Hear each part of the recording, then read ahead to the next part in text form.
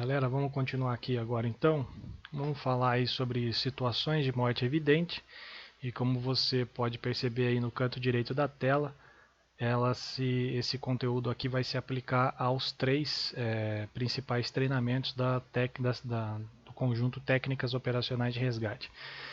Bem rápido, só para a gente discutir algum detalhe, e chamo a atenção de que esse material ele não segue nenhuma referência externa, ele não vai seguir nenhuma resolução, recomendação, procedimento operacional padrão, uma vez que, como já foi dito, nos treinamentos da TACMED a gente não tem compromisso nenhum com protocolos institucionais, com procedimento operacional padrão de nenhuma unidade, e a gente utiliza aqui terminologias apenas para que a gente consiga desenvolver no nosso público, que principalmente é composto por leigos da área de emergência, resgate e de saúde, a entender alguns aspectos importantes para correto desempenho e desenvolver corretamente as habilidades que a gente espera do treinamento. Então, vamos lá. A gente vai chamar aqui, para fins dos treinamentos TACMED, de morte evidente, como sendo situações em que o profissional de saúde não médico, bem como leigo, assume a condição de óbito por evidência. Então não significa dizer que uma vítima morreu através de quando eu vou parar a RCP ou etc. Né? Não tem nada a ver com isso. É através da evidência, sinais evidentes de óbito. Nesses casos, não é realizado atendimento, com algumas ressalvas aí sobre o ambiente e os observadores. Então, bem rápido, vamos analisar assim. Exemplos. Decapitação. Decapitação é a separação da cabeça e do tronco. Então, a cabeça está de um lado e o corpo está do outro. Não há solução para essa situação, portanto, trata-se de morte evidente. Eu não vou fazer RCP no tronco, né, a compressão no tronco e a ventilação na cabeça lá do outro lado.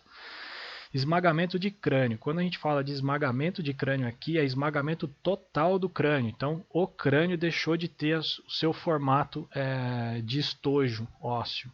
Não significa lesão aberta de crânio, não significa apenas a exposição de massa encefálica. Me refiro a esmagamento total do crânio. O crânio deixou de existir.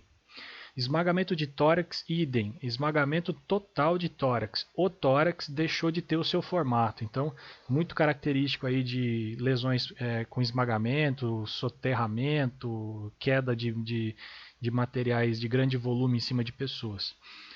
Transecção de tronco significa separar o tronco da parte de cima e da de baixo. Então, está relacionado aí com vários tipos de lesões.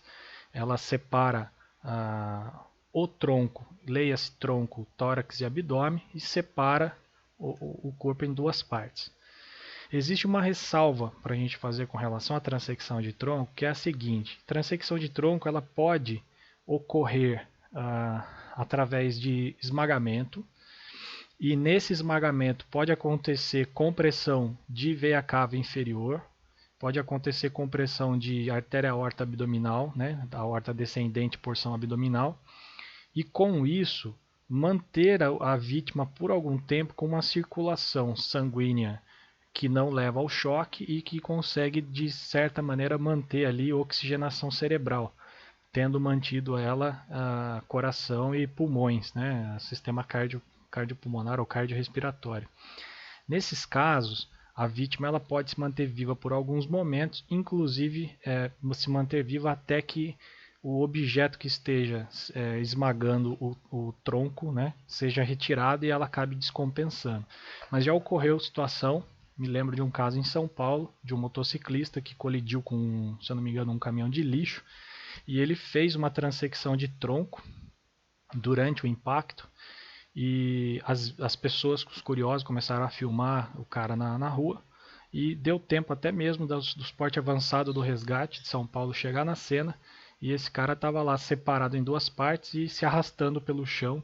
Uma cena bizarra, com a aparência, com a coluna vertebral exposta e visível, e esse indivíduo ainda vivo por alguns instantes, né? E aí eu vou voltar nesse caso aqui mais um pouquinho mais para frente. Existe uma outra situação que é a rigidez cadavérica. Rigidez cadavérica pode estar relacionada com vítima morta já há algum tempo, significa que a vítima inteira tem uma rigidez, quando você mexe na mão ela mexe inteira.